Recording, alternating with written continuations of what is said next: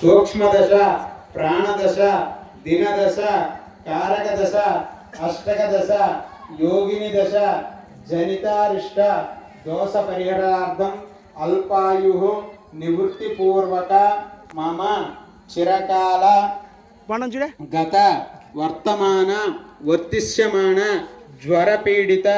नेत्र कर्णोदादि पीडा निवृत्त्यार्थम नानाविध परक्रिया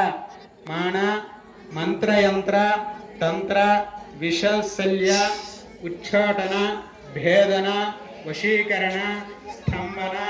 मोहन मूलिका